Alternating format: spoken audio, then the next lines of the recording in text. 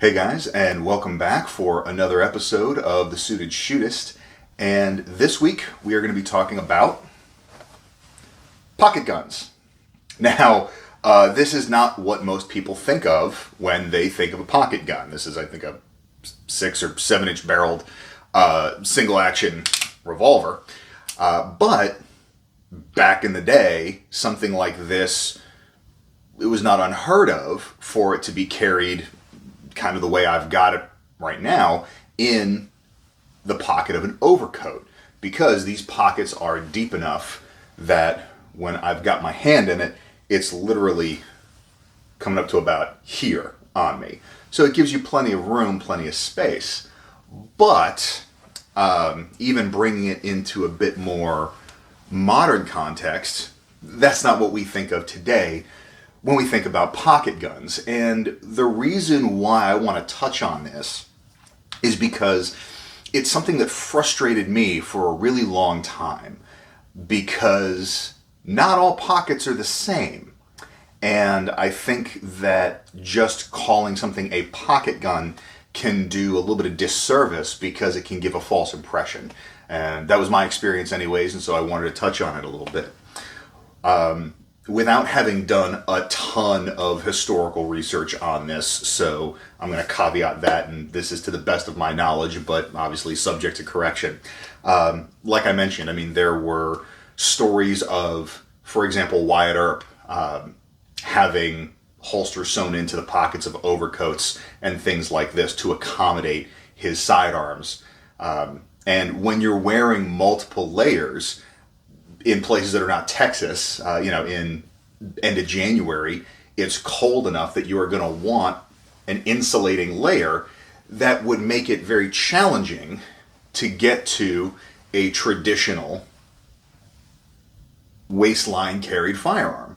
So in those instances, if you're in a position where that applies to you, having a smaller gun in an accessible pocket of the outer layer makes a lot of sense. Now, with an overcoat like this one that is cut and designed to go over other articles of clothing to include a suit jacket, there's a bunch of room in something like this. So, for an overcoat or even something like a bomber jacket, that is where having something like a J-frame in a pocket makes a lot of sense, because in the large volume pockets that these garments offer, it doesn't really impact the silhouette or how the jacket falls on your body. That's where I started running into problems, because I've had this J-frame for going on, 10 years now, and it was my pocket gun. The problem that I kept running into was the fact that most of the time, I'm not wearing jackets and overcoats or anything like that. So really the only pockets that I had available to myself were hip pockets. And for me at least, finding a pocket that would actually accommodate the size and the volume of a J-frame was a challenging prospect, because this was bulky enough that it really created a pretty noticeable signature. So just kind of give you an idea, I'm going to splice in some close-ups of this gun in similarly fitting trousers as opposed to jeans, in just a traditional Galco pocket holster to kind of show you the challenge that I ran into. And that is why, for me, when I'm looking at a pocket gun specifically, the context is not something where there's an additional outer layer that is going to give me an option to stow that firearm.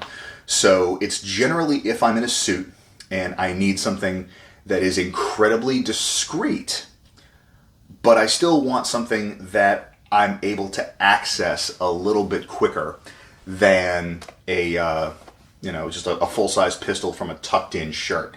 I did the math on this a little bit, and for me, the last time I did this, which was I think about 6 months ago, The draw to first shot with the tucked-in pistol was around 1.8-ish, and from a starting position like this, with my hand in my pocket, draw to first shot, I was able to get about a 1.5. So that's the compromise, is something like this, which this little Kel-Tec 32 is considerably flatter and smaller than the J-frame is. You know, there's just a lot less bulk to it. So in a pair of fitted trousers, this is a more appropriate pocket option for me. And that's why this has kind of worked its way into the I'm not going to call it rotation because I'm not fond of carry rotations, but worked its way into the equation depending on what circumstances dictate. So that's really just what I wanted to touch on, is if you're in this position where you're exploring pocket guns, just drill down a little bit further. Let's find out kind of how you envision the deployment of the tool, and make sure that you're picking the right gun for the right pocket. Because if you try and wear slim fit denim and you try and jam a J-frame in that pocket, yeah, it's doable, but it's not really going to be all that discreet. At least with the pocket shield, it breaks up everything enough to where it just looks like I've got either a notepad or my phone in that pocket, as opposed to having the much more angular silhouette of a gun, and it doesn't bulge out any more than normal pocket contents. So this is something that I had trouble working through when I was playing with pocket guns, so I hope you find it useful. Next week, I'm going to continue on this as well, and I'm going to talk about some of the knife setups that I have for pocket carry as well. So hope everybody stays safe, have a good week, and stay sharp.